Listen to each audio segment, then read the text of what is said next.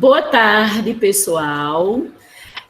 A gente se encontra, como combinado, como anunciamos ontem, não é? Hoje, a partir das 14 horas, para esta conversa gostosa, onde eu, professora Janesilda Luciano, da Escola de Referência Aura Sampaio Parente Muniz, recebo Ana Marisa, aluna da mesma escola do terceiro ano do ensino médio da turma A. E hoje a gente vai conversar um pouquinho, como a gente deu aquele spoilerzinho ontem, não é? A gente vai trazer aqui uma futucadinha em Ana Marisa, numa conversa filosófica, que a gente vai conseguir, a gente vai procurar trilhar por uma interdisciplinaridade, a gente vai procurar fazer uma visão intertextual entre a obra de arte, o pensamento filosófico, o pensamento histórico, o pensamento científico. E boa tarde, Ana Marisa, como é que você está para este momento? Boa tarde. Eu queria dizer que esse momento que vocês estão tendo agora, ele exigiu muito esforço. A gente já está preparando há mais ou menos uns 15 dias, eu não tenho certeza, mas é por aí. E eu acredito que a gente está pronto para tentar atender as expectativas de vocês para esse momento. Ok. Então, veja só, a gente já vai começar, né, futucando a Ana Marisa, para que ela nos diga assim, Ana Marisa, eu sei que você navegou lá na Idade Média, né, você foi buscar uma fase de transição entre a média e o moderno, e aí você não só se deparou com as obras, mas também com o conceito histórico. E aí eu queria que você presenteasse a gente com a primeira fala, a sua primeira fala, nos levando até a ideia, né, do que você captou enquanto essa vertente de transição da média para a moderna em cima da conceituação do que seria esse período conhecido como renascimento. O que você captou para trazer para a gente, Ana Marisa? Acho que, assim, principalmente quando a gente está falando de história, toda vez que a gente vai falar de um período de transição, de uma idade histórica para outra, a gente está falando de algum acontecimento ou alguma mudança de pensamento na sociedade que vai fazer essa transição. E aí a gente vai ter diversos momentos de transição entre as idades ao longo da história. Lá no início, lá na pré-história, quando a gente tem, por exemplo, a transição do Paleolítico para o Neolítico, o que vai marcar essa divisão é justamente a capacidade do homem, a capacidade que ele vai adquirir de trabalhar com metais, por exemplo, com mais artefatos. Já no caso da Idade Média, a gente estava vindo de um momento muito obscuro, entre aspas, ao menos na parte da Europa ocidental, assim, e a gente estava naquele sistema, naquele modelo feudal, e o Renascimento, ele vai vir depois de uma série, ele vai ser consequência de diversos processos que vão levar à crise do sistema feudal. A gente vai ter a questão das cruzadas, que vão influenciar muito nesse processo, porque quando a gente tem as cruzadas, a gente tem aquela população da Europa totalmente ruralizada, daquela Europa ocidental, que vai ali para a parte do Oriente Médio, que vai visitar a parte oriental da Europa, que já tinha muito mais contato com a parte do conhecimento, que tinha muito mais contato com disciplinas como a filosofia, como a matemática. E aí, nesse processo, a população europeia vai absorver muito, vai beber muito da fonte da racionalidade. E aí a gente vai ter essa mudança de pensamento na sociedade, de um teocentrismo que a gente tinha antigamente, em que tudo girava ao redor do clero e que a Igreja Católica comandava desde as questões políticas até as questões financeiras da Europa. A gente vai passar a ter o antropocentrismo, que eu acho que é uma das principais características do Renascimento, que é colocar o homem no centro, voltar a enxergar o homem como esse ser capaz, como esse ser habilidoso e que pode enxergar essas coisas, que pode enxergar a sabedoria. E aí a arte ela vai trazer muito isso, seja através das formas que, no caso do Renascimento, vão ter muito essa ligação com a parte de anatomia, que a gente vai falar posteriormente. Enfim, o movimento de Renascimento é isso. Desde a arte na parte das telas até a arte na escrita e na escultura, o Renascimento vai tentar voltar lá para a Antiguidade Clássica, para essa antiguidade que era tão cheia de seres mitológicos, mas também de tantos filósofos e tantos pensadores que trouxeram muitos dos conhecimentos que a gente se embasa até hoje. Olha que maravilha, não é? A gente já mostra na nossa conversa que Ana Marisa fez essa rebuscada, fez essa futucação, né? Como a gente usa assim nessa conversa bem espontânea, né? Uma conversa filosófica, uma conversa intertextual, uma conversa interdisciplinar. E aí, esse espaço que a gente utiliza, né, a questão da minha aula ser a aula da Ana Marisa, ser a nossa aula, onde a gente comunga de diversos saberes, observa a diferente linguagem, diz assim, é comum quando a gente vai para isso, o aluno dizer, eita, será que eu sei fazer? E aí eu digo desse jeito, você precisa confiar em você, porque eu já confiei. E aí jogo mesmo. E a gente vê, não é, que Ana Marisa trouxe conceitos, não é, renascentistas fortes, mostrou essa questão da visão. E aí a gente pergunta agora para Ana Marisa, nesse momento tão agradável, Ana, você falou aí, não é? A gente vai ver no Renascimento um ressurgir, um renovar-se. A princípio, a gente percebe que a mudança ela é individual, ou seja, vai no pensamento de cada um, vai no pensamento do filósofo da época, vai no pensamento do pintor da época. Você começa a dizer assim, mas você diz que, como existem inúmeros conceitos, né, inúmeros acontecimentos históricos que circundam todos os períodos, e aí você foi bacana, porque você voltou lá no tempo, e aí chega na Idade Média e observa quem dominava, o que fez, o que não fez.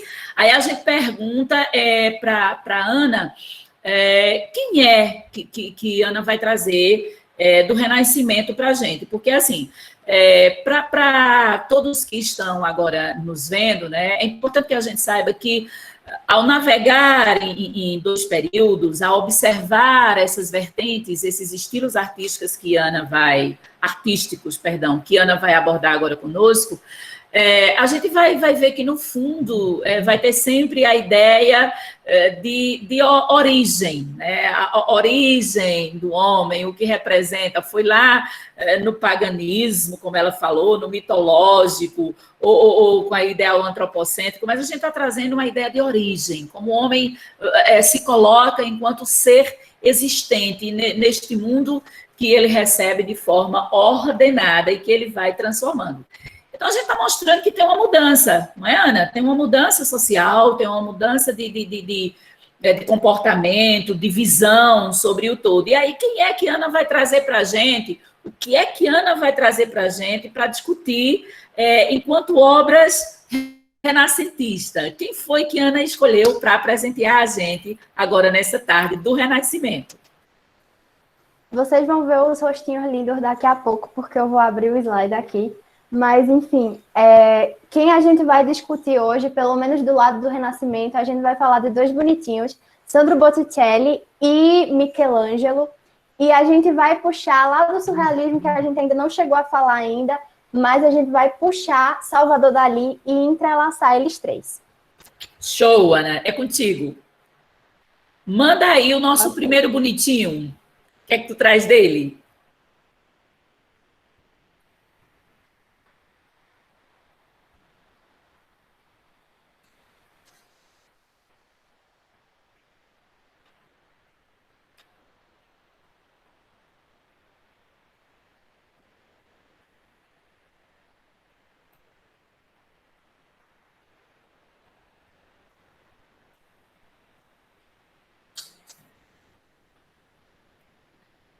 Chegou, viu, Ana? Só para confirmar, tá todo mundo vendo o slide, né? Demora um pouquinho, mas é porque a gente sabe que aqui no EAD é tudo um pouquinho. Mas tá tranquilo, faz parte. A gente está aí construindo um novo modelo de diálogo, né, um novo modelo de aula, ou seja, nós estamos muito bem posicionados. Melhorou? Tá aí para vocês. Enfim, a gente vai falar hoje sobre a intertextualidade entre o Renascimento e o Surrealismo. Na cabeça de vocês, eu acho que assim, quem é do terceiro ano aqui chegou na parte do surrealismo, já está dentro do contexto, mas quem é do primeiro ano ainda não, provavelmente ainda não sabe muito sobre o contexto, mas para quem já chegou a ver os dois movimentos, pode até ficar se perguntando assim, minha gente, mas qual a relação entre uma coisa que veio lá da transição da Idade Média para algo que já é aqui do século XX, tão próximo da gente? E vocês vão ver que a gente pode fazer uma intertextualidade, seja entre um antagonismo entre as duas visões, entre os dois sentimentos que os tipos de homens que estavam inseridos naqueles contextos pensavam, seja também na questão da dinamicidade e da conversa que os elementos do Renascimento vão ter em obras do surrealismo, vão ter na técnica usada no surrealismo. E o Salvador Dalí é provavelmente esse expoente que mais vai usar esses elementos do Renascimento em suas obras surrealistas. E, assim, primeiramente, a gente vai fazer uma análise individual de cada obra. E aí, a gente precisa entender o seguinte, que quando a gente fala de arte, a gente não pode desassociar de maneira alguma a arte do contexto histórico, do contexto social em que ela está inserida. Porque, como eu já falei para vocês ontem lá no spoiler, é muito assim, a arte, ela não só é uma válvula de escape para a gente se dispersar da realidade, como ela também reflete os pensamentos de quem estava pensando, de quem estava pintando, a mentalidade de quem estava fazendo aquela obra, de quem estava jogando a tinta na tela. Então, assim, como a arte é esse reflexo, o que vocês vão ver aqui de elementos são consequências, são traduções de filosofias de um determinado momento histórico. A arte é uma consequência da realidade. E para interpretar melhor as coisas, apesar da interpretação artística ser algo muito subjetivo, a gente precisa entender o contexto social, o contexto histórico. Porque, principalmente nas obras do surrealismo, você olhar para aquilo sem ter nenhum conhecimento antes, vai deixar a obra simplesmente confusa. E você não vai conseguir interpretar isso de maneira adequada e para fazer essa abordagem holística, que é da apresentação, da apreciação artística. Esse momento aí que Ana fala para a gente, não é? Quando ela diz que a arte ele vai expressar, vai externar, não é? A visão que a gente tem, as sensações que a gente delibera, ela vai bater na arte como uma expressão criativa da sensibilidade. Ela vai nos trazer o conceito que é largamente discutido por Susan Langer, não é?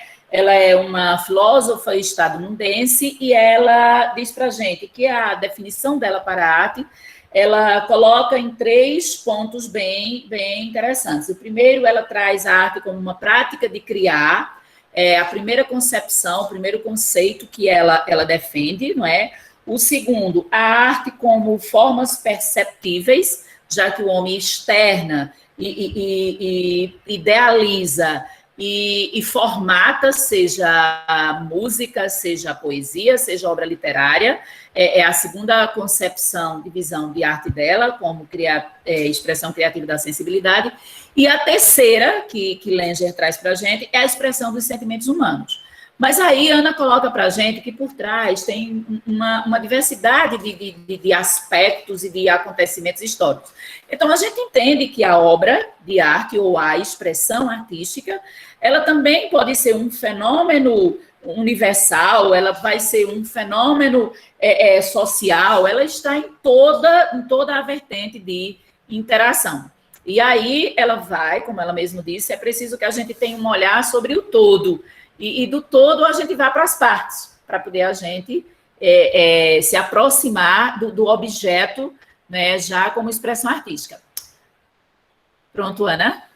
E assim, já falando justamente desse papel social da arte, A gente pode ver isso no momento em um cenário brasileiro, por exemplo.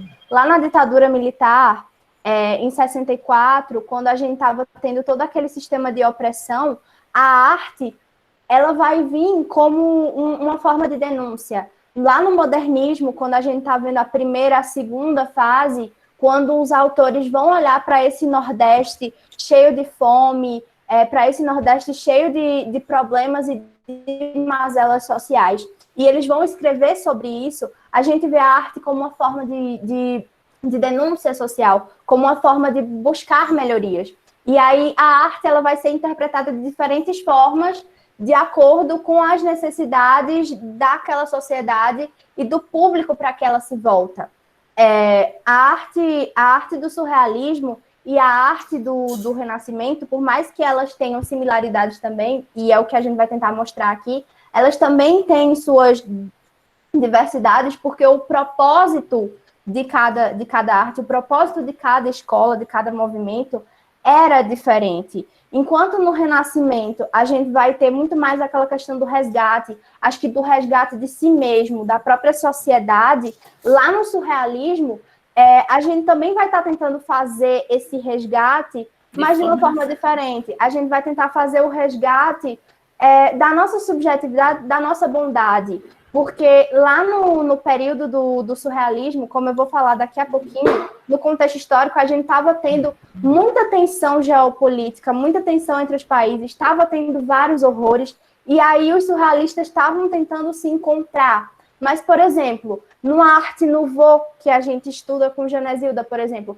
eles não têm muito esse propósito. É mais uma coisa para ser agradável aos olhos. Aí o Barroco vai ter uma intenção totalmente diferente, porque o Barroco vai tentar traduzir a tensão que o homem moderno, que o homem que estava naquele contexto de contra-reforma e naquele contexto conturbado estava se sentindo. E aí a técnica, as cores que eles usam, tudo isso vai traduzir essa mentalidade e isso vai ser diferente. A arte vai ter um significado diferente, dependendo do momento histórico em que ela está inserida.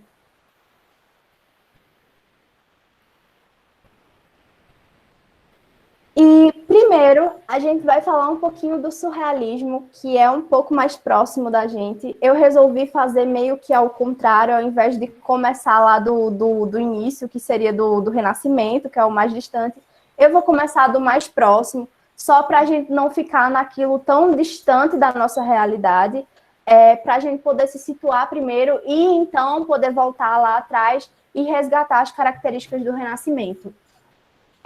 O expoente que a gente trouxe do surrealismo, e que é provavelmente um dos nomes mais conhecidos, é Salvador Dalí. Salvador Dalí, ele foi um pintor espanhol, ele nasceu em 1904, morreu em 89, então não faz muito tempo também, e ele sempre foi uma figura muito contraditória, uma figura muito excêntrica. Uma coisa que eu acho muito interessante sobre ele, é uma curiosidade, assim, dizem que ele costumava colocar um sapato apertado e andar pela casa só para poder ter o alívio, ter o prazer de tirar o sapato e sentir aquele alívio de não ter nada mais apertando o pé dele. E dali, ele vai se inspirar muito no classicismo. Quando ele estava começando a pintar, os expoentes que ele vai olhar vai ser justamente Leonardo da Vinci,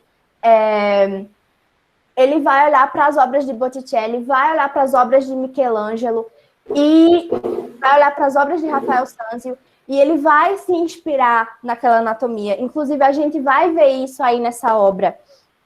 E a obra que a gente trouxe dele é Criança Geopolítica observa o nascimento do homem novo, do homem moderno. E ela é uma obra que tem uma carga muito psicológica, muito forte.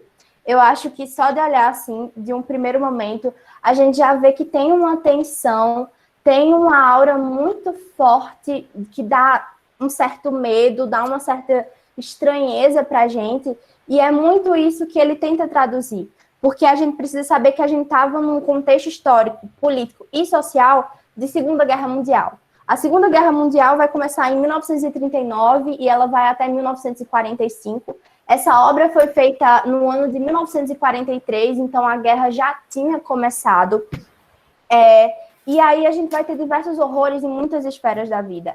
Ao mesmo tempo que a gente vai ter aquele avanço enorme com o desenvolvimento de bombas, o desenvolvimento de diferentes tipos de automóveis para estar atuando lá nas trincheiras, independentemente desses avanços químicos que a gente vai estar tendo diversos horrores. A gente vai ter muita gente morrendo, não só nos campos de batalha, mas vocês sabem que a gente teve lá na Alemanha e lá na Itália.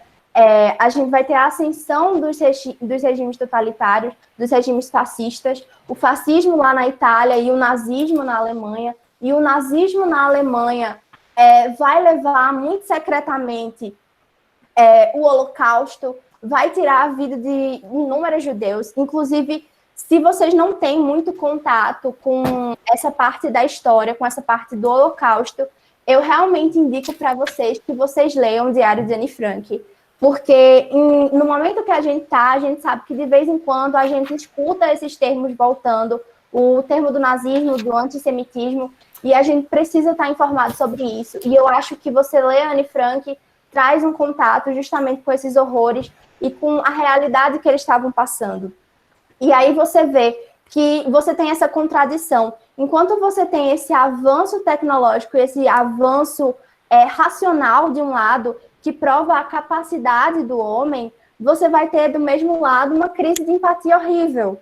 Porque a partir do momento que a guerra começou, ela vai vir de uma série de acontecimentos posteriores que foram incitando conflitos entre as potências da Europa. A Segunda Guerra Mundial, ela vai ser uma herança de problemas que foram gerados lá na Primeira, porque a Alemanha só vai ter a ascensão do nazismo justamente por causa das restrições que a Alemanha teve lá na Primeira Guerra Mundial.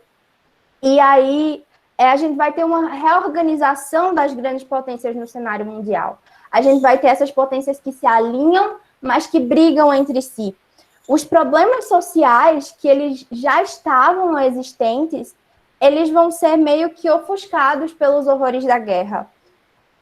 Se vocês observarem, aí no quadro, bem na América Latina, ele está meio que escorrendo, e ali na pontinha da África tem uma lágrima. Isso já era meio que uma tentativa de Dalí para representar os problemas que a gente já estava tendo em outros países do mundo, em decorrência das próprias potências europeias e que estavam brigando lá em cima na Europa.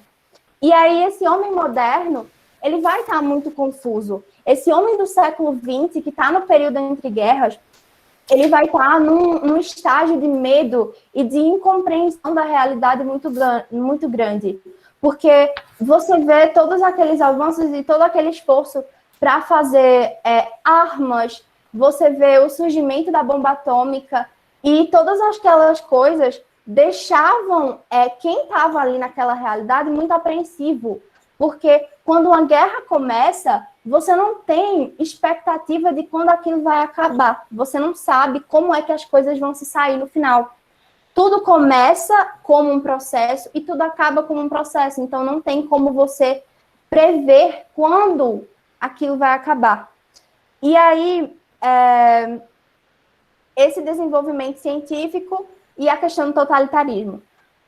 E aí, pode parecer que a intenção do surrealismo fica muito solta nisso, porque a gente vai ter, em outras vanguardas europeias, como o expressionismo, a gente vai tentar exprimir essa dor e esse medo, por exemplo, na tela O Grito, de Edvard Munch, através de pinceladas fortes, através de cores, mas aí vem o surrealismo com toda essa obra totalmente abstrata. E aí você fica, meu Deus, qual a relação disso com a realidade que eles estavam vivendo?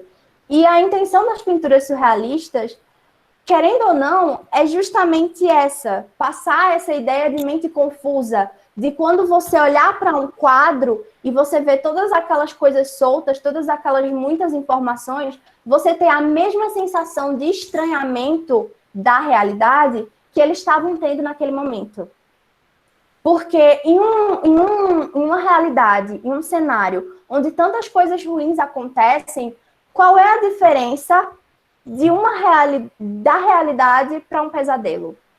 Porque eles vão fazer esse resgate do sonho de uma forma muito, muito ampla. Eles vão trazer diversos elementos subjetivos e reais e abstratos para tentar transmitir isso, que a realidade que eles estavam vivendo não parecia ser real. Porque não poderia ser real, não poderia ter certa racionalidade em um processo de guerra que estava matando tanta gente e com um propósito que a gente sabe que não ia resolver a situação. E que a gente sabe que foi o que aconteceu, de certa forma, porque já na Primeira Guerra Mundial, com o fim da Primeira Guerra Mundial, a gente tinha tido a crise de 29, e a gente sabe que depois da Segunda Guerra Mundial, a Europa vai estar totalmente devastada, e aí eles sentem essa necessidade de evasão para o sonho. E aí, voltando agora para a obra, ela foi pintada em 1943. Nesse ano, os aliados estavam desembarcando lá na Cilícia, e a Alemanha e os países do eixo, eles vão começar a perder lugar no contexto da guerra. E assim, é importante destacar que em 1943, a guerra já tinha começado a durar mais do que a Primeira Guerra Mundial. Então, eles estavam, de certa forma, muito assustados com isso. Porque a Primeira Guerra, ela veio e ela passou, mas em 1943, de 1939 para 1943, a gente já tinha tido muito mais tempo de guerra do que na Primeira Guerra Mundial, e a gente ainda não tinha nenhum tipo de expectativa para aquilo acabar. E aí a gente vem para a obra aqui. Como vocês podem ver, esse homem, ele está saindo de um ovo, e esse ovo é como se fosse o planeta Terra. Se vocês verem, ele está fazendo muito esforço para sair dessa casca. Vocês vão ver que ele está aqui com essa mão segurando aqui nessa parte do oceano. Você vê que ele está fazendo esse esforço de empurrar aqui o pé. E tudo isso é meio que para simbolizar a dor e como esse processo de enxergar o mundo como ele estava, o que o mundo estava enfrentando, e de enxergar si mesmo dentro dessa realidade, era um processo difícil. E era, de fato, um processo que fazia você pensar fora da caixa, fazia você pensar fora do ovo, nem que você não quisesse. E aí, a gente vê essa mulher aqui do lado, que ao mesmo tempo que ela é muito musculosa, ela é muito esquelética. E isso é uma tentativa de Dalí de traduzir justamente isso que a gente estava tendo na guerra. Por trás daqueles tanques de guerra, por trás de tantas armas, qual o sentido daquilo tudo? Na verdade, aquilo era só uma fraqueza humana dentro entre tanques de guerra e entre diversas armas que estavam ali para matar, para tirar vida. Então, ao mesmo tempo que ela é musculosa, ao mesmo tempo que ela parece ser forte, ela é esquelética, porque, de certa forma, isso não tem um propósito, isso não vai resolver nada. E se vocês verem a criança, que no caso seria a criança geopolítica, que dali, se você perceber, ela faz... a criança geopolítica, no caso, diz respeito à situação de todos os países naquele momento. E aqui a gente vê esse homem moderno saindo, porque dali queria meio que traduzir o seguinte: talvez o conflito interno que as pessoas estavam tendo, olhando para aquela realidade, era muito mais assustador do que a própria morte que a gente estava vendo nos campos de batalha, do que os próprios embates. E aí essa criança está assustada, olhando esse homem que nasce assustado e que nasce com essa mentalidade de muito medo. Aqui a gente tem a África derramando essa lágrima aqui na ponta, muito porque a gente sabe que nas políticas de neocolonialismo a gente teve uma atuação muito forte dos países europeus lá. E a gente sabe que, até hoje, muitos dos problemas que a África tem, ela herdou desse momento. Porque os países da África, eles foram colonizados, mas os europeus não fizeram essa divisão pensando de uma forma que respeitasse as diferenças étnicas entre diversos povos. Porque se você parar para pensar, a África é um continente, então ela tem diversos povos com diferentes costumes, com diferentes línguas, e aí os europeus vêm dividir essas terras entre eles no imperialismo, e eles não consideram todas essas diferenças étnicas. Eles colocam todo mundo em um saco e fazem essa divisão de terras. E aí, enquanto a Europa estava passando por esse processo de guerra, a África também estava se envolvendo com isso, os países africanos também estavam sofrendo com isso, e essa lágrima a gente sabe que ela persiste até hoje. A América Latina aqui também você vê que ela está se derretendo aqui em cima desse pano. A gente vê esse sangue aqui muito como representação do próprio sangue que foi jorrado, dos sangues das vidas que estavam sendo perdidas naquele período, e também da questão da dor do parto de si mesmo, de renascer de novo diante daquela realidade. Se vocês pararem para pensar, eu acho que a imagem não está dando para ver muito bem aqui, mas tem meio que uma repetição dessa mulher aqui, lá atrás. E essa repetição é meio que uma tentativa de Dalí de tentar representar, pelo menos na minha interpretação subjetiva, o fato de que aquela guerra ela ainda ia deixar muitas cicatrizes para um futuro próximo, da mesma forma que ela também era consequência de um passado cheio de feridas, cheio de muitos problemas mal resolvidos entre as potências. E a gente vê também todo esse jogo de luzes que ele faz aqui. Se vocês perceberem, essa parte aqui é muito sombria, tem uma sombra que isso aqui faz, porque é como se essa realidade da guerra, ela ofuscasse tudo. Você não conseguia mais falar de temas universais, você não conseguia mais falar de arte só por arte, como a gente tinha ali no parnasianismo. A gente não conseguia mais fazer uma arte como a arte do romantismo, aquela arte que idealizava o amor e que valorizava esse tipo de sentimento. Não, porque eles estavam inseridos em uma realidade em que tinha muita coisa horrível acontecendo, e tinha muitas atrocidades que você batia o olho e você pensava, meu Deus, eu nunca vi isso antes na minha vida.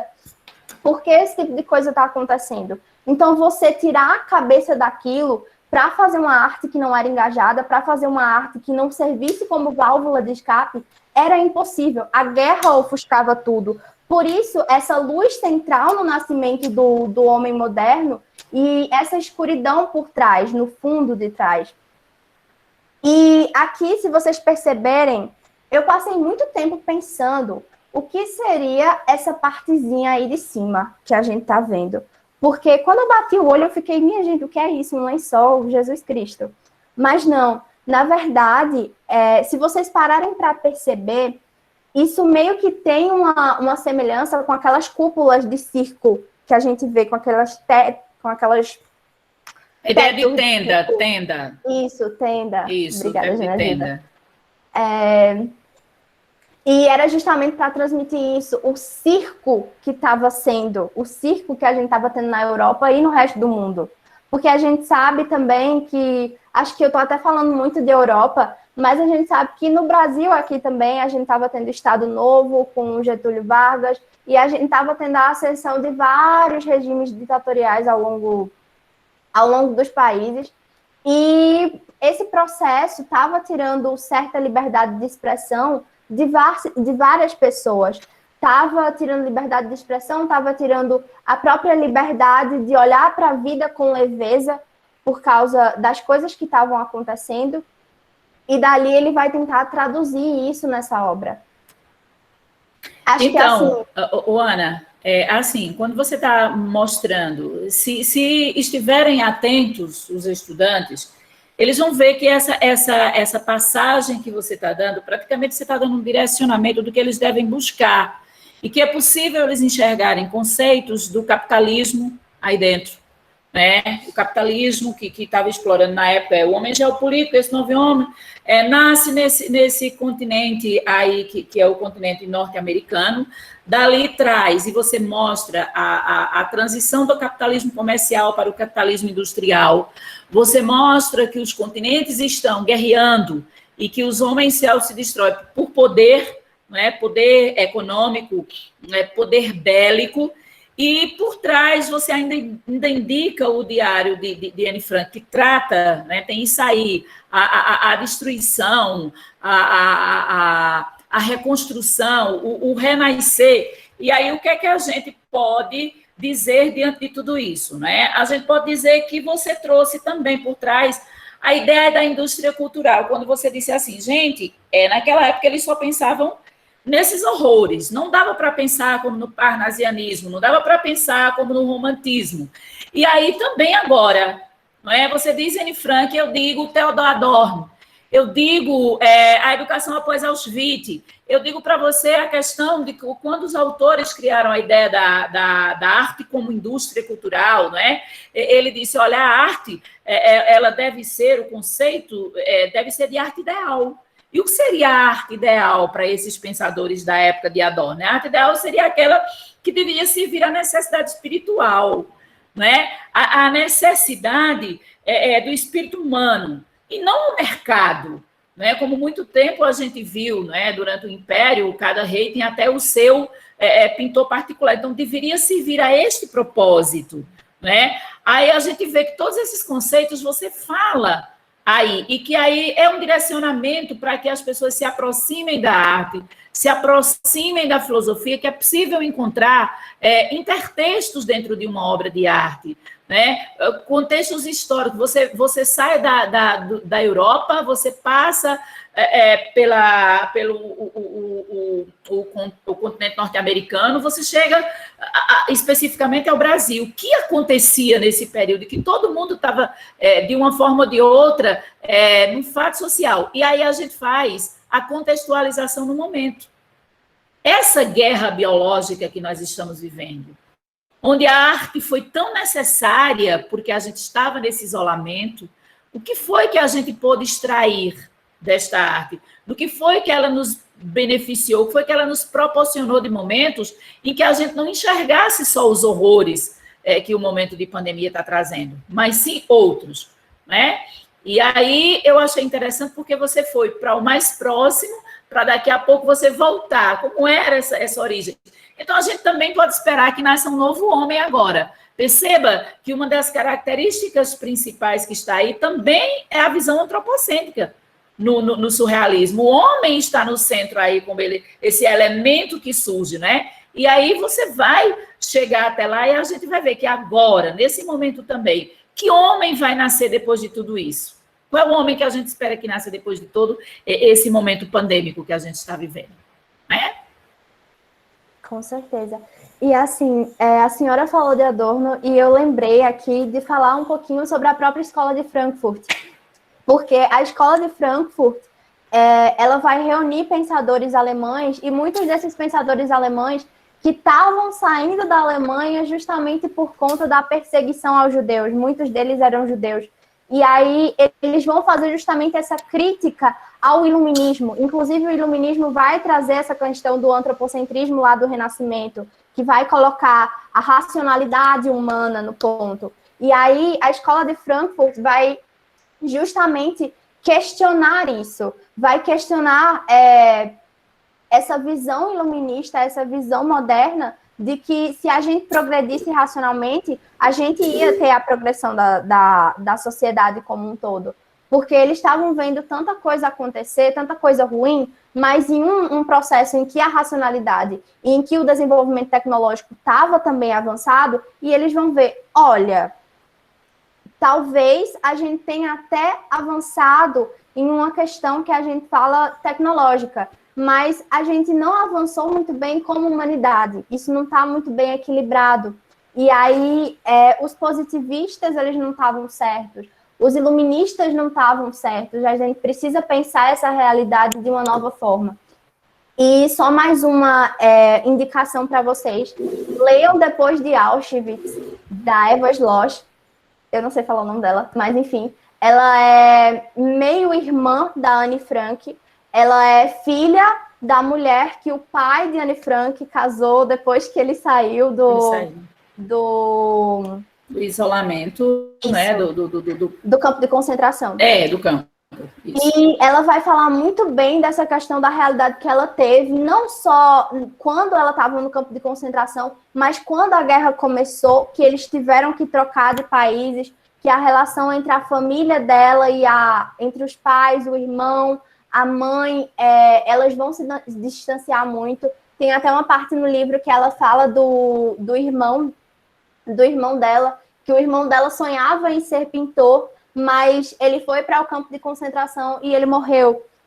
E aí você vê tantos sonhos sendo sepultados naquele momento. Acho que isso traz até um pouco, muito para a nossa realidade, sabe? Nesse número de 500 mil mortos que a gente chegou agora no Brasil, nessa semana, quantos sonhos será que a gente não sepultou por causa de um vírus? Quantos sonhos será que a gente não está sepultando por não acreditar na ciência o suficientemente, por acreditar em teorias da conspiração, por dar voz para isso? A gente tem que prestar atenção no que é que a gente está dando voz, no que é que a gente está escutando, no que é que a gente está difundindo.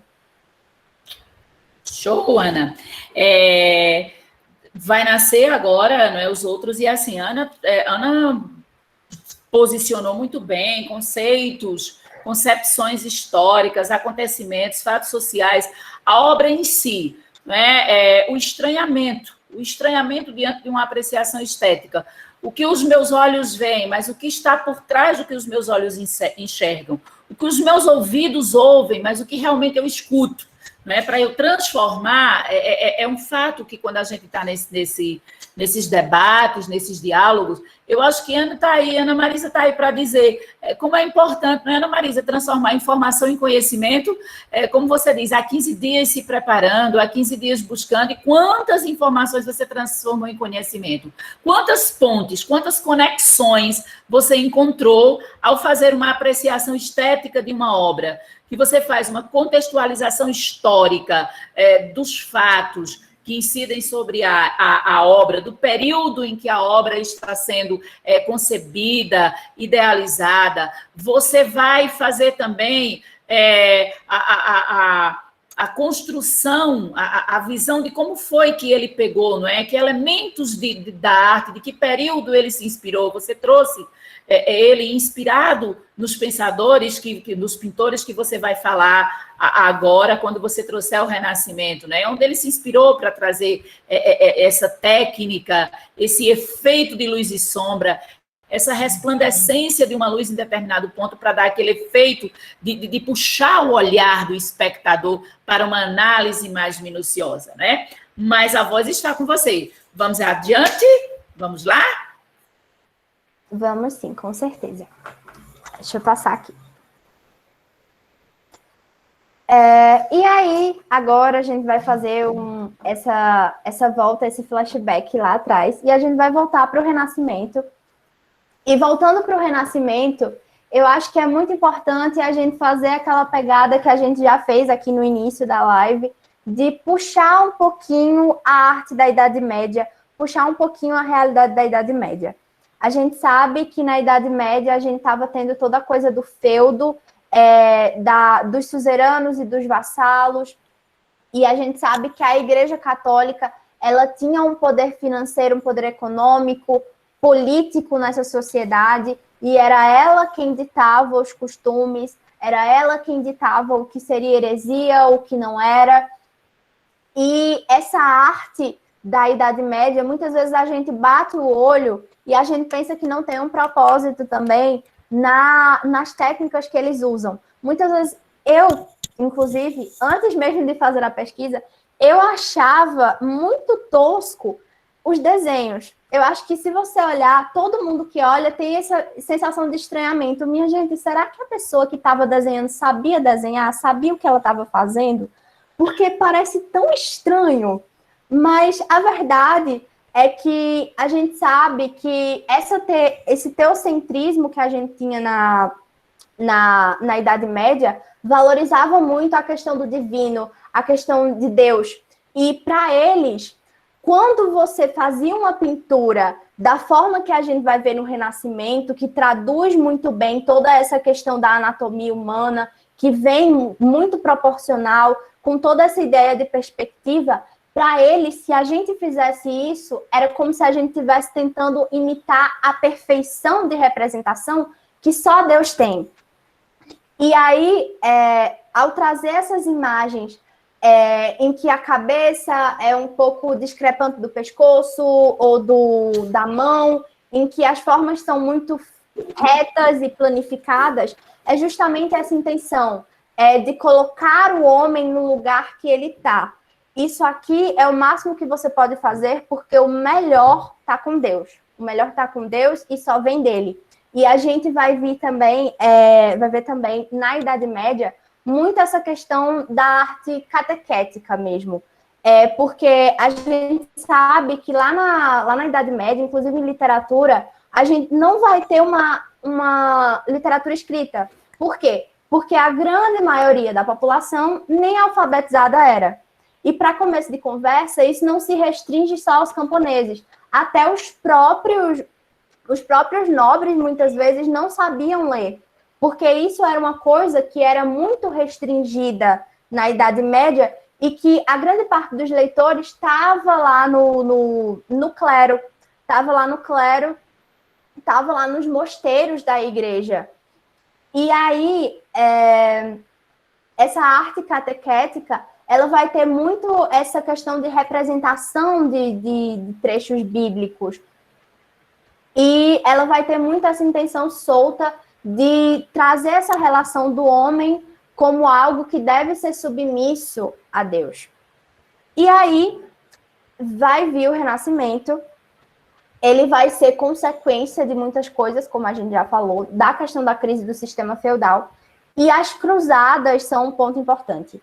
Quando a gente fala da Idade Média, a gente tende a achar que o mundo inteiro estava sobre aquela escuridão, sobre aquela idade das trevas que os iluministas, que os renascentistas nos ensinaram a ver. Mas, na verdade, a gente pensa assim, e é até de uma forma muito etnocêntrica. Porque essa questão dos feudos, ela estava acontecendo, mas na parte da Europa Ocidental. Se você for parar para pensar, na parte do Oriente Médio, da própria África mesmo, ali na parte da Europa Oriental, que a gente tinha o Império Bizantino, eles tinham contato com a ciência 10 mil vezes maior do que na parte da Europa Ocidental.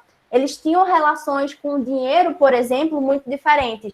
Lá na Europa medieval, na Europa Ocidental medieval, a gente tinha muito essa visão do lucro como algo ruim, por exemplo.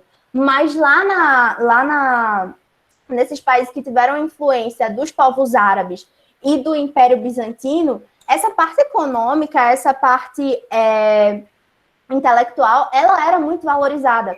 E aí, esse europeu, seja ele um cavaleiro, seja ele um servo, porque a gente sabe que o pessoal que ia lutar lá nas cruzadas, eles não tinham preparação, tirava a enxada de um, botava a arma e pronto, vai lá. Eles tiveram muito esse contato com essa nova mentalidade. Eles vão sair daquela Europa ocidental e feudal, em que eles recebiam todas as ordens de vida da igreja, e vão ter contato com esses outros povos, que não estavam submissos a algo, que tinham diferentes culturas, que tinham diferentes formas de ver, e eles vão meio que expandir a mente. Eles vão pensar, olha, a minha realidade é assim, mas ela não precisa estar restrita a isso. Eu posso viver de outra forma. E aí a gente vai ter o surgimento, inclusive, da classe burguesa, dos burgos. A gente vai passar a olhar o sistema monetário de uma forma diferente. A gente vai passar para um novo sistema econômico. A gente vai sair daquele processo de feudalismo e vai passar para um mercantilismo ali, para o que seria essa etapa inicial do capitalismo atual que a gente tem hoje. E aí, essa mudança, ela vai acontecer no pensamento das pessoas, no pensamento da elite, da nobreza, dos burgos que estão nascendo. E aí, o Renascimento, como movimento artístico, como reflexo da realidade em que ele estava, ele vai trazer justamente isso. Essa questão de resgate, essa questão de valorizar as formas humanas. E o Renascimento, ele vai nascer lá na Itália, basicamente. Ele vai ter como expoentes lá na Itália, justamente porque a Itália tinha preservado muito das sociedades da Antiguidade Clássica.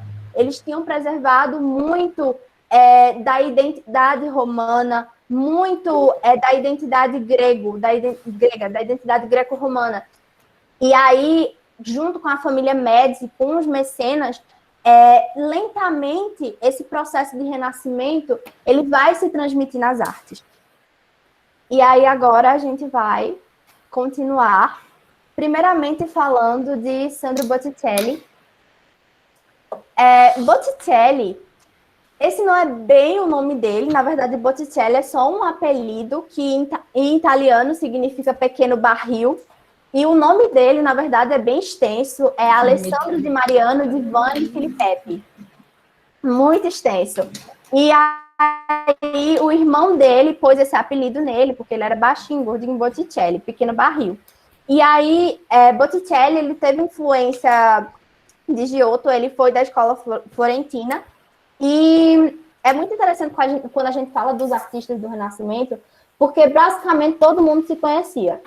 Porque Botticelli e Michelangelo, se eu não me engano, Genesida me corrija se eu estiver errada, mas eles até chegaram a estudar com Leonardo da Vinci, Rafael Sanzio, pronto, todos eles estavam entrelaçados, todos eles tinham essas relações ou conturbadas ou muito próximas, e aí Sandro...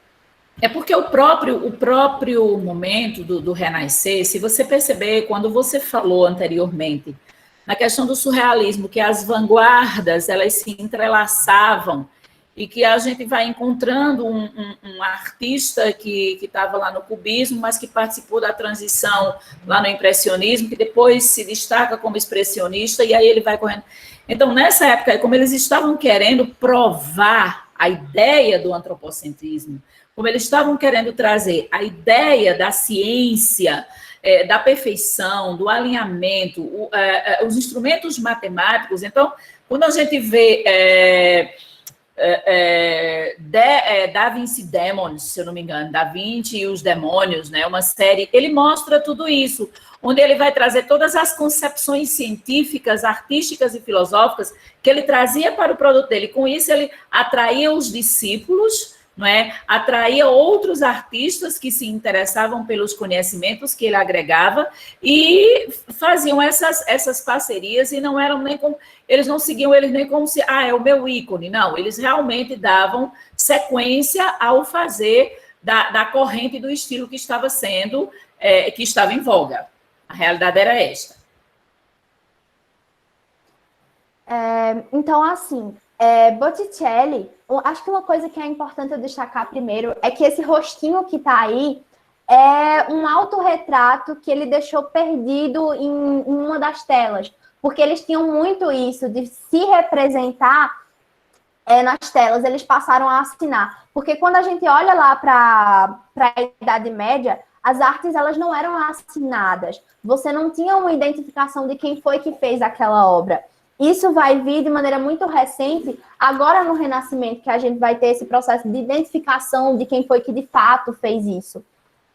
E aí, essa obra que a gente vai analisar hoje é o Nascimento de Vênus. O Nascimento de Vênus é uma das telas que Botticelli vai fazer na linha pagã dele. Ele vai começar a tratar desses temas mais mitológicos, mais voltados para a mitologia grega, depois que ele vai para uma viagem para Roma, porque anteriormente ele tinha muito essa ligação de pintar para a igreja. Inclusive, aí você pode ficar pensando, Mas eles não estavam fazendo esse rompimento de racionalidade. Por que eles estavam pintando para a igreja? É porque, assim, essa racionalidade, na verdade, não era uma racionalidade muito cética ainda, sabe? Era uma racionalidade que só trazia essa conversa com Deus de uma forma diferente. A gente sabe que nada assim na história acontece da noite para o dia. Então, isso vai acontecer de uma forma transicionária. E até a própria Igreja Católica, numa tentativa de não ser passada para trás, entre aspas, ela mesma vai passar a encomendar, assim como os mecenas, diversos trabalhos.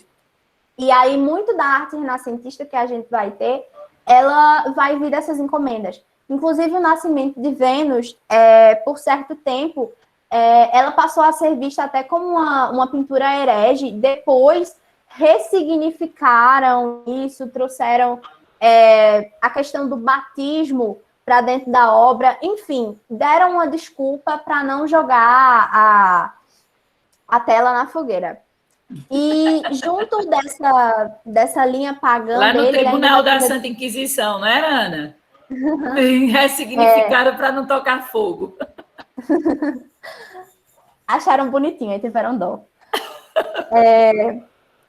A linha pagã dele também, ele vai ter duas telas, que infelizmente eu não coloquei no slide, mas é a Primavera e Palas e o Centauro. Indo agora para a análise da obra O Nascimento de Vênus, ela foi feita lá no ano de 1486. Ela é um pouquinho mais velha do que a obra de Michelangelo, que a gente vai analisar daqui a pouco.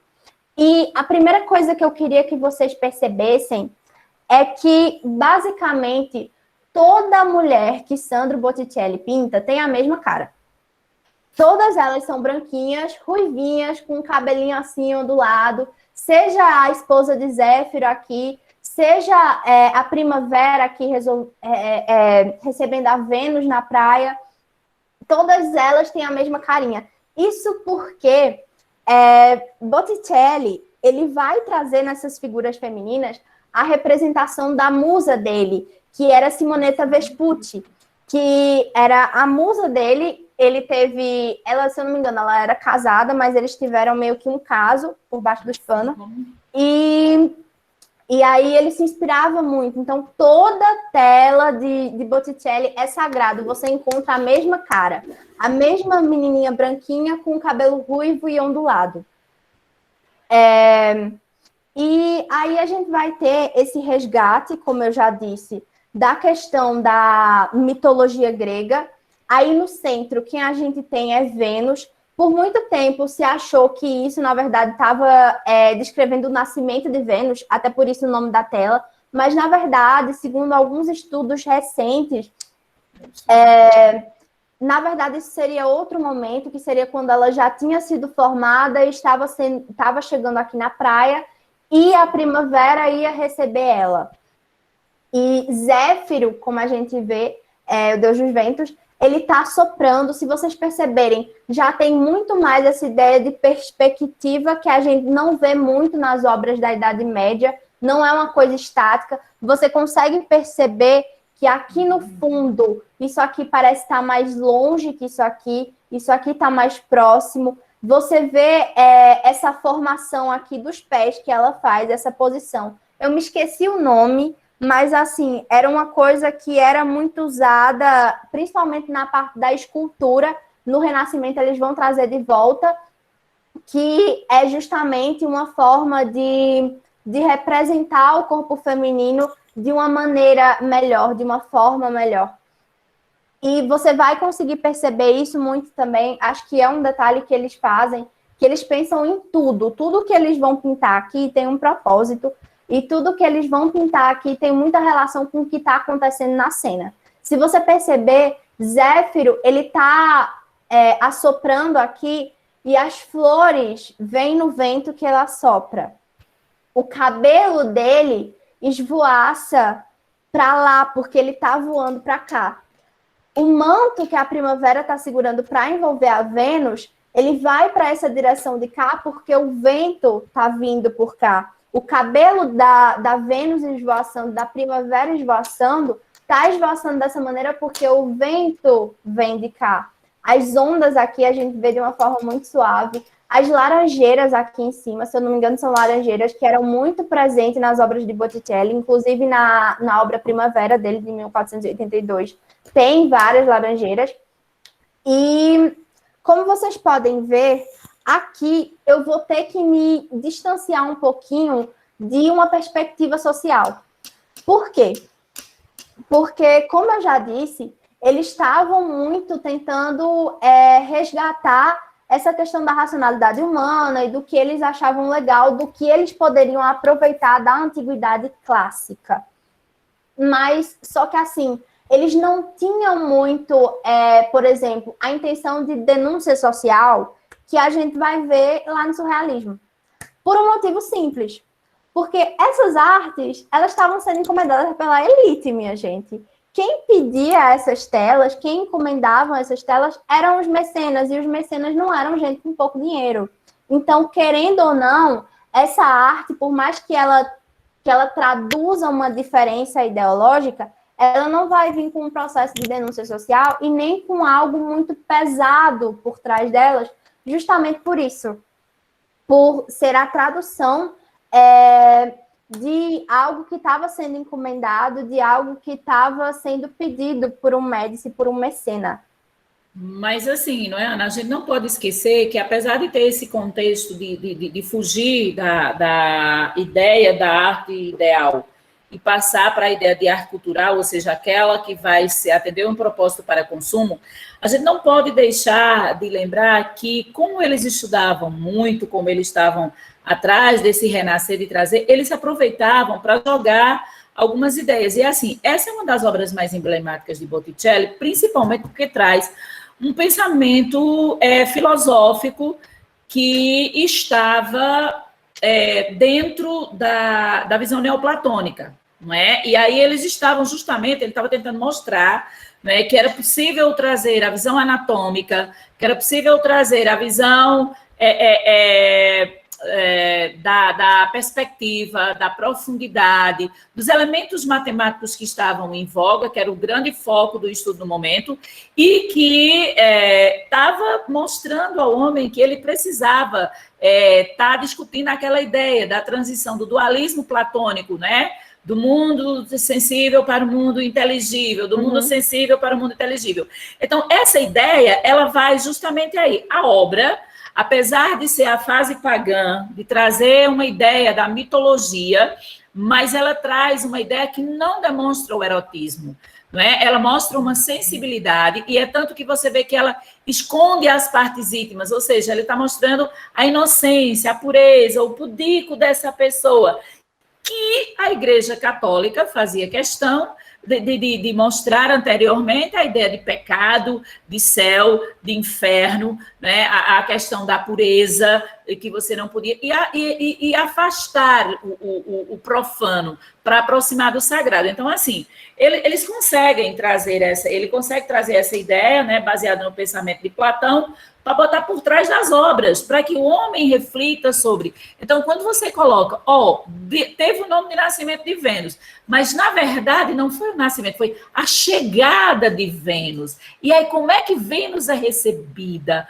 Como é que Vênus é aceita? Não é? Pela sua própria concepção. Então, todos esses pensamentos, né, que trazem aí as ideias, que trazem as doutrinas, as intenções explícitas e implícitas, eles conseguem colocar aí, está me pagando, mas eu não deixo de mostrar a minha concepção de pensamento por trás da obra, né? Isso eles conseguiram fazer muito bem. Com certeza. E principalmente eu acho que mais na obra de Michelangelo, que a gente vai falar da criação de Adão aqui, vai dar para perceber, ele vai dar muito mais indícios desse pensamento que ele tem. Ele vai muito mais deixar alguns pontinhos escondidos ali dentro. Se eu não me engano também, a senhora estava falando sobre a questão do nu, e se eu não me engano, esse foi um dos primeiros nus femininos que foi pintado depois da questão da Idade Média, em que tudo era muito pintadinho, muito comportadinho. Isso. E aí ele vai trazer essa inovação, esse baque. Ok. E agora a gente vai falar desse outro bonito aí, que é Michelangelo. E assim, esse retrato vocês podem até achar um pouco assim muito estranho, mas é porque ele não pintou nenhum autorretrato assim, vou sentar aqui e fazer o meu retrato. Não, eles faziam muito isso de deixar as coisas escondidinhas nas obras. E aí, isso aqui vai estar lá na Capela Sistina, que é o mesmo lugar onde está pintado esse afresco aqui da criação de Adão. E esse aqui é um autorretrato que ele fez nessa pele aí. Michelangelo, ele nasceu em 1475, ele vai ser do mesmo período ali de Sandro Botticelli, de Leonardo da Vinci, e a gente vai falar de uma tela aqui, mas eu acho muito justo deixar claro que Michelangelo, ele não vai ser um expoente na pintura, ele vai ser um expoente na questão da escultura. Ele mesmo, ele falava que ele não gostava de pintar. Inclusive, eu acho que eu cometi uma grande injustiça com ele, que eu não coloquei nenhuma escultura dele nesse slide. Mas, se vocês pesquisarem, pesquisem Davi. Eu acho que, na verdade, vocês conhecem Davi Pietà. Pietà, eu acho que praticamente todo mundo conhece. E ele traduz isso muito bem na anatomia, nas formas. E Moisés também dele é uma que, quando eu olhei, eu fiquei, minha gente, socorro. Ele diz a lenda, assim, que ele mesmo, quando ele terminou de fazer, ele olhou para a escultura e falou, agora fala, Moisés, porque só faltava falar mesmo, estava tudo muito perfeito. E Michelangelo, assim como Da Vinci, a gente sabe que todos esses pintores, principalmente Da Vinci, agora citando o nome dele, eles vão ter muito essa parte de estudo, não só na questão da arte, mas justamente por causa do propósito deles de fazer perspectiva, eles vão estudar a parte de anatomia humana, de biologia, eles vão fazer esse resgate da óptica, principalmente nas obras de Leonardo da Vinci. Ele era fanático por isso de óptica. Tem muitas obras dele que ele meio que vai retratar esses conceitos teóricos nas obras. E Michelangelo, ele vai fazer, como ele era escultor, um desenho, uma análise muito forte da anatomia humana, da musculatura, de como o nosso corpo se comporta em diferentes formas, em diferentes posições, e ele vai trazer isso para as composições dele. A obra que a gente vai analisar dele é provavelmente uma das mais conhecidas, que é A Criação de Adão. A Criação de Adão está lá no teto da Capela Sistina. Ela foi encomendada pela igreja, e ela está lá, ela é um afresco, ela foi pintada diretamente na parede lá, no teto, no caso. E ela traduz, assim, muitíssima coisa. A gente sabe que ele foi pintado em 1511, 6 anos antes da Reforma Protestante surgir. E a Igreja Católica, o que ela estava fazendo na Capela Sistina era basicamente o seguinte: eles tinham derrubado uma capela que tinha antes, uma capela medieval, e justamente nesse processo de tentar renascer a igreja junto com essa sociedade que estava mudando lentamente, progressivamente, as visões ideológicas, eles vão fazer uma reestruturação da igreja, e aí eles vão reconstruir, e o Papa vai chamar Michelangelo para fazer essa pintura. Inclusive, ele não queria pintar o afresco, mas insistiram até que ele pintou. Se vocês pesquisarem o teto, inclusive, a parte que ele pintou é mais a parte central, assim, tem outros afrescos dele, mas tem umas partes aqui no meio que foram feitas por outros pintores, inclusive o próprio Botticelli, ele tem pinturas lá no teto da Capela Sistina. E, enfim, vamos começar aqui a análise. Como eu já disse, isso é um afresco, e ele está basicamente representando o momento em que Deus dá o dom da vida a Adão. E aí, é uma interpretação muito recente, assim, até, Mas se vocês pararem para pensar, tem uma certa ambiguidade nessa frase, no título da obra, a criação de Adão. A criação de Adão. É Adão que cria ou Adão que é criado? E aí, ele vai trazer isso... E aí? Que pergunta filosófica é essa? Se eu estou discutindo a origem da humanidade, se Vênus nasceu, mas Vênus já estava nascida, só chegou. Se a criança olha o surgimento do homem geopolítico, e aí você me chega a essa altura do campeonato com uma pergunta desse teor. Adão criou ou Adão foi criado? E aí, Manana? E assim, se vocês perceberem, justamente nesse pensamento filosófico de ambiguidade de quem é que está sendo criado e quem é o criador, ele vai ser muito inteligente no momento em que ele vai fazer a representação de Deus aqui na horizontal. Aliás, essa é a primeira vez na história que a gente vai ter Deus pintado, assim, meio que deitadinho. E se vocês perceberem, tem meio que um cérebro aqui atrás. E muita gente fala, inclusive, que ele representou muito bem, não só aqui, mas em outras telas, ele representou outros órgãos do corpo humano. Na própria Capela Sistina, tem um afresco lá que tem uma representação que é muito similar a um rim. E aí, essa própria representação aqui do cérebro, ela pode trazer duas visões para a gente. Ou que a questão de Deus e do divino está dentro da cabeça do homem, é uma consequência da nossa racionalidade, ou que a nossa racionalidade é a maior expressão de Deus que a gente herdou. Por isso, Deus dentro do cérebro. E aí, a gente vai ter, se vocês perceberem também, toda essa questão cíclica aqui dentro, é meio como se ele tivesse representado um ciclo aqui. Se vocês perceberem, esses anjos, eles estão meio que rodando aqui. E a gente tem um ciclo de toques entre as pessoas que estão aqui. A gente vê Deus que toca essa mulher aqui.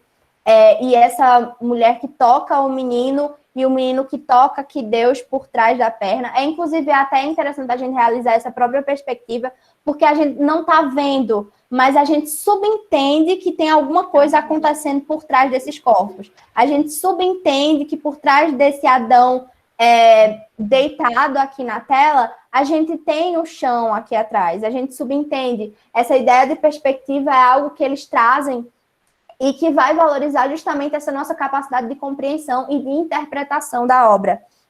Eu acho que o principal destaque dessa obra é a questão do toque.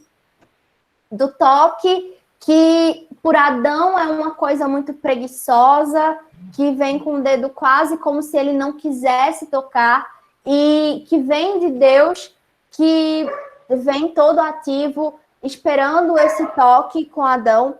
E aí, isso, algumas pessoas interpretam que é muito uma tentativa de representar o livre-arbítrio, que Deus está sempre lá por nós e que o ser humano que precisa ter a disposição para ir atrás, ou então que a verdadeira dinamicidade, a dinamicidade é o que a gente herda de Deus. Então, como Adão estava sendo criado, como ele estava recebendo o dom da vida, ele estava recebendo essa dinamicidade através do toque.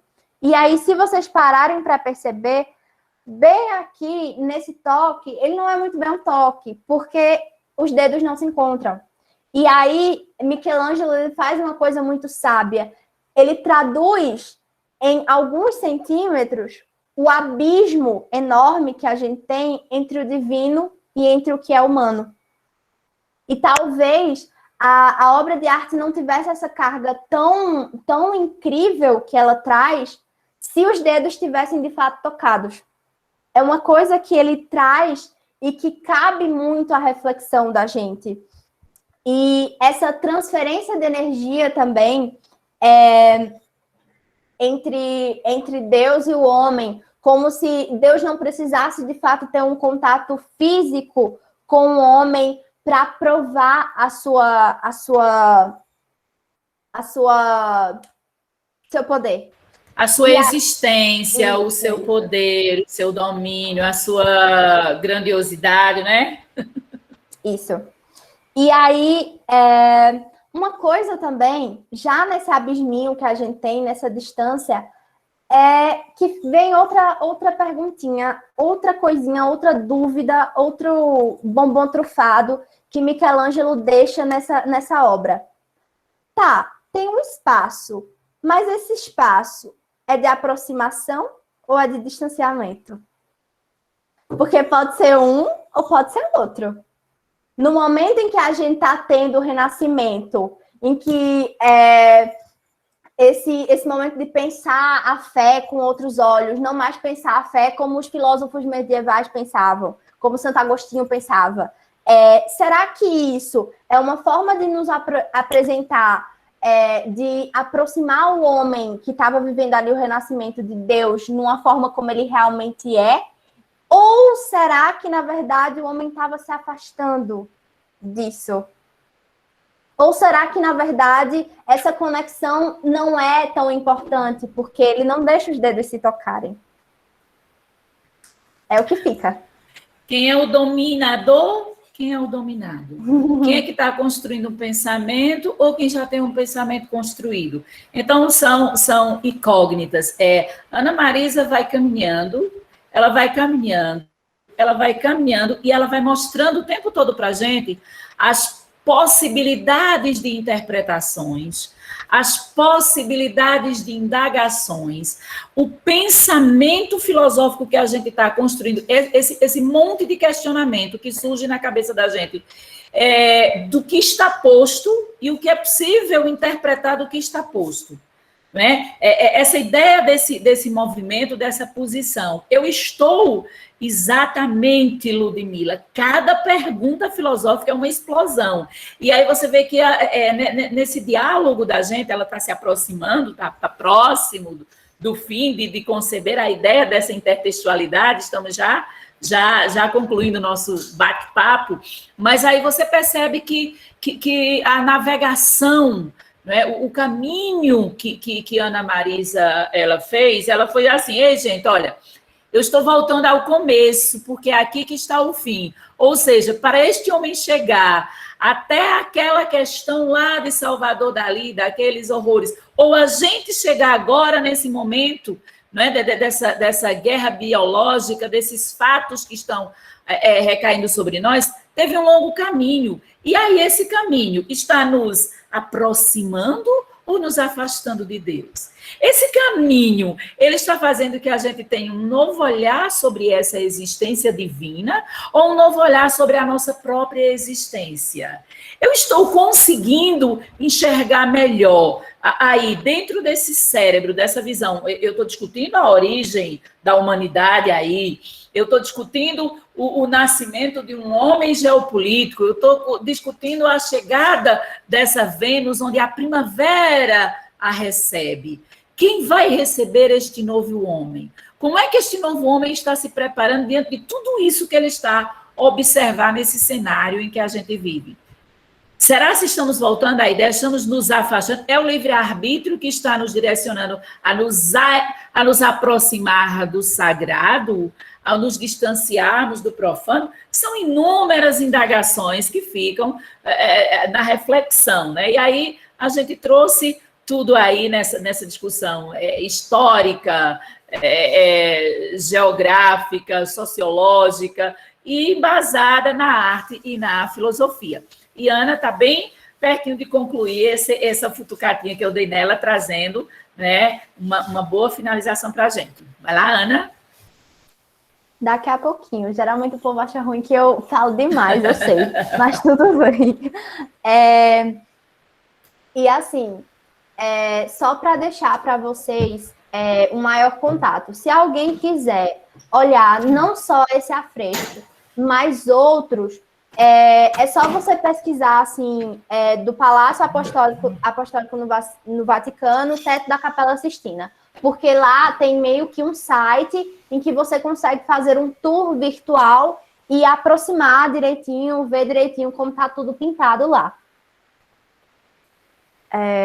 E aí, a gente vai prosseguir para a intertextualidade agora. O que é que a gente diz por intertextualidade? Quando a gente está falando de intertextualidade, a gente está falando de uma conexão. Essa conexão, ela não precisa ser convergente, ela pode ser divergente também.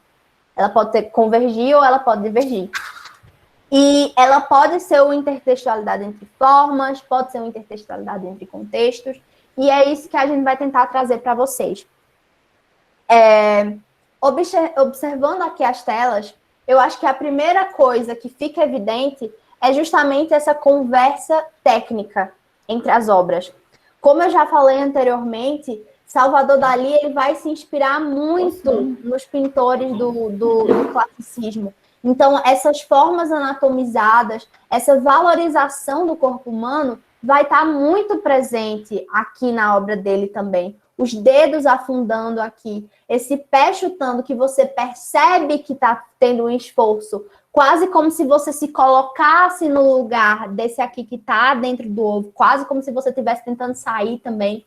E aí você vai perceber essa conversa, principalmente aqui na parte de Michelangelo, se você perceber. Aqui em Botticelli, eles ainda estavam começando a trazer essa coisa da anatomia, então você não percebe assim tanto quanto na obra de Michelangelo aqui. Essa questão da representação dos músculos muito bem feita.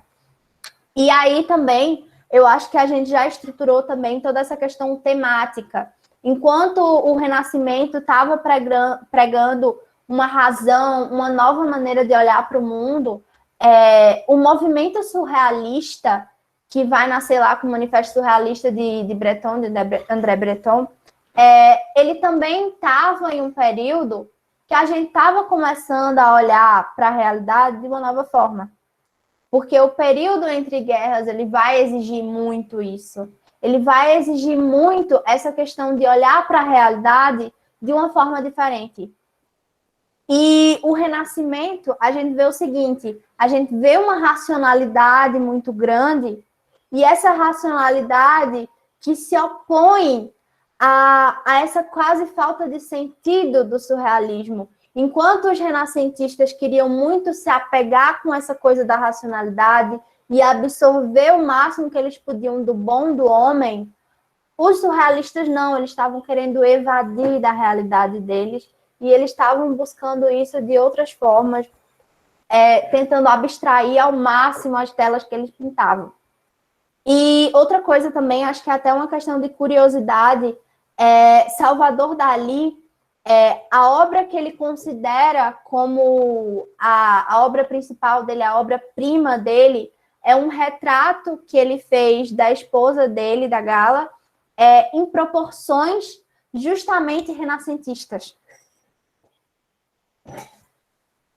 E, assim, se vocês perceberem também, pode ser coisa da minha cabeça, mas quando eu estava observando aqui, essa mesma mulher esquelética que Dalí representa aqui, por algum motivo, ela parece com a Vênus.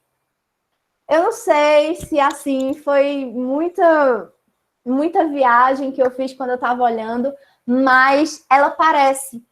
E aí, se você parar para pensar, é como se a Vênus tivesse entrado numa fogueira muito grande e ela tivesse saído dali quase derretida, com os cabelos frágeis, com o corpo, enquanto muito musculoso e viril, como a gente estava vendo aqui, mas ele também vem esquelético, ele também vem danificado. E é justamente isso. Da mesma forma que a gente tinha aquela racionalidade prontinha do Renascimento, a gente vai passar a olhar para ela naquele período de século XX como uma coisa quebrada. A nossa racionalidade, até que ponto a gente consegue ser racional, até que ponto a gente consegue fazer decisões corretamente, até que ponto a gente consegue olhar para si mesmo, até que ponto a gente consegue ter essa aproximação com o divino e pensar de uma forma certa sobre as coisas, de uma forma adequada, de uma forma humana, de uma forma empática. Eu gostei muito dessa leitura que você fez aí, que é assim, a Vênus chegou, apesar de ter uma postura pudica, mas ela vem pautada em cima da mitologia grega, ela traz por trás dela uma visão paganista. E aí, apesar dela vir com a essência de representar pureza, ela também representa renovação. E aí, assim como a própria Fênix diz, né, ela ressurge das cinzas. Então, essa sua ideia de você dizer, eu achei uma semelhança, né? Uma semelhança. Então, essa mesma mulher que está lá em Salvador Dali, ela pode ressurgir da cinza na Vênus. Ou a Vênus, ao ser jogada nesse mundo, ela pode ter enfrentado toda aquela situação de uma renovação e ter se transformado nessa mulher, né? Então, é como se fosse um ciclo. E aí se percebe que há momentos em que você não pode mais agregar nada, você está num ciclo. E aí, quando você se percebe não conseguindo mais fazer agregação naquele ciclo, você precisa renascer, você precisa renovar. Algumas vezes você precisa interromper o ciclo e começar um novo ciclo a partir de tudo aquilo que você tem. Então, sim, você pode, não pode ser coisa da sua cabeça, é a sua interpretação, e é uma interpretação que faz sentido quando você está nesse jogo. Eu renasci, eu nasci, eu cheguei, eu me reconstruí, como foi? Como é que estão os meus sentimentos mediante tudo isso, né? Quando a gente traz para a contemporaneidade, essa discussão para a contemporaneidade, né? E aqui, assim, se vocês perceberem, eu não vou voltar porque senão eu vou ter que mexer aqui, mas se vocês perceberem, aqui o olhar de Adão, quando ele olha para Deus, aqui é um olhar quase desinteressado. Se vocês tentarem botar a mão aqui e apagarem Deus, colocarem a mão aqui na frente e olharem para os olhos de Adão, vocês vão perceber que não tem muita mudança na coisa. E já aqui na obra de Dali, essa mulher, essa Vênus que a gente chama, essa Vênus alterada, ela vai apontar para o homem quase que obrigando, quase de uma forma que ordena para essa criança aqui, para que ela olhe, para que ela perceba o que está acontecendo ao redor dela. Não é mais uma questão de livre-arbítrio. Deixou de ser algo que eu posso escolher se eu olho ou se eu penso sobre ou não. A realidade está me obrigando a olhar para as coisas que estão acontecendo. A realidade está me obrigando a olhar para as coisas que não são tão divinas assim, para as coisas que estão acontecendo de ruim, para o que tem de negativo na minha realidade.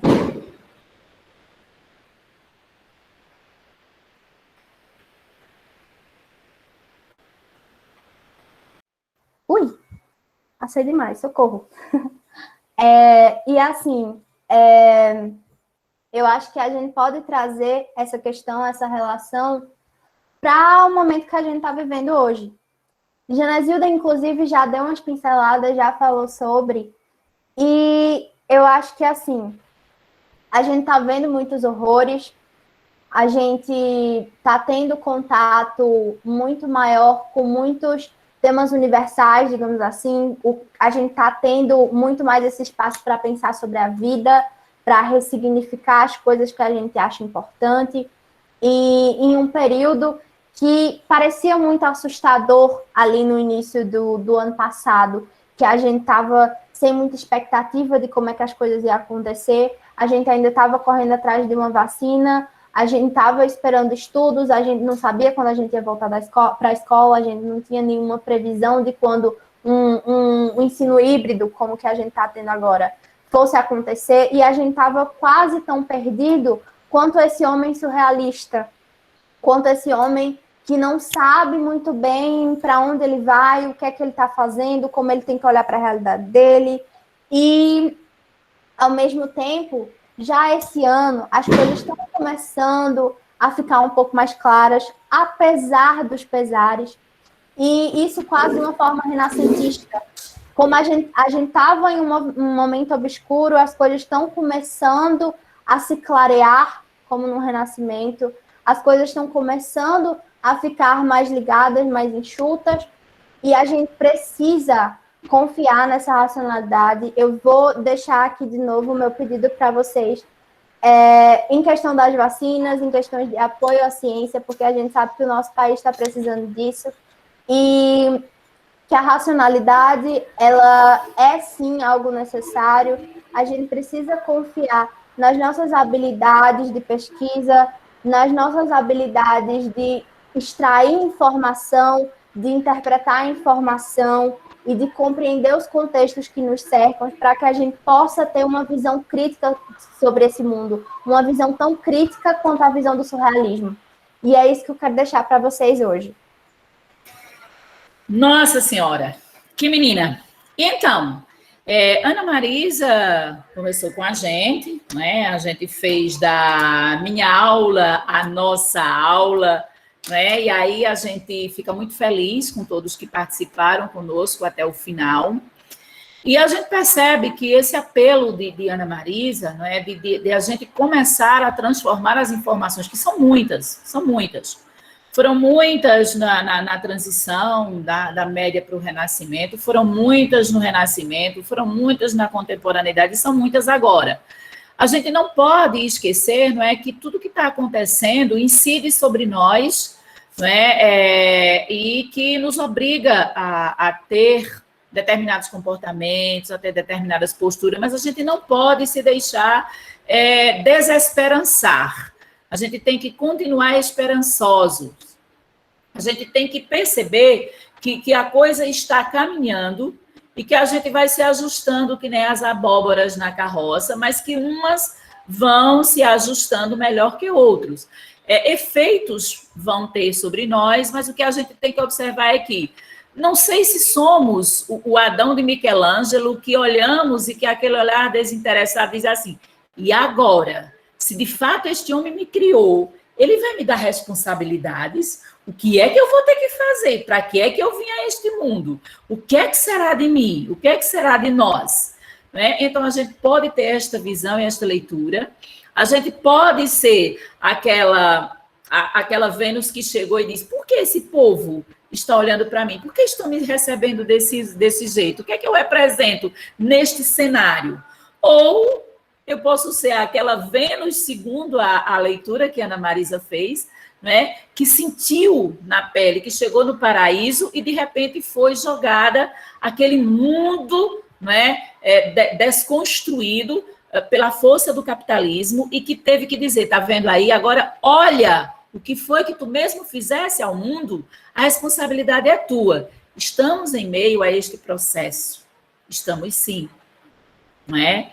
E precisamos entender que as coisas estão acontecendo e que a gente tem que entender que essas informações vão chegando, mas que acho que são válidas, a gente vai trazendo, para que a gente perceba que as mudanças sociais vão acontecer e que a gente precisa vivê-las no tempo. Então, a gente agradece a Ana Marisa, que se dispôs a conversar conosco, não é? Que trouxe essa grandiosidade de conhecimentos para a gente.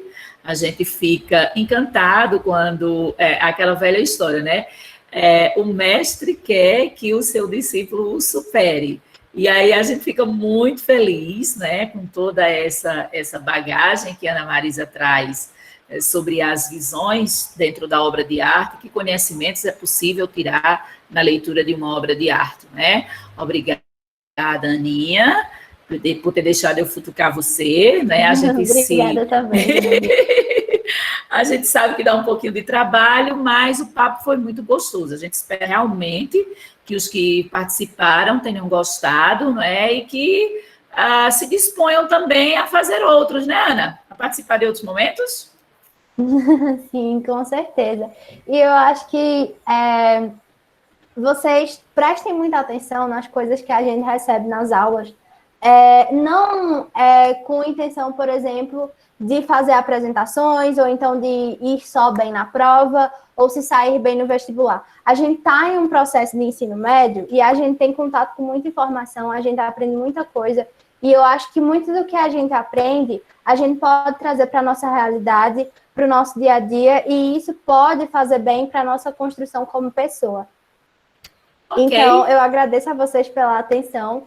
Peço perdão se eu não atendi todas as expectativas. E muito obrigada. Pois é, gente. Obrigada a todos vocês, né?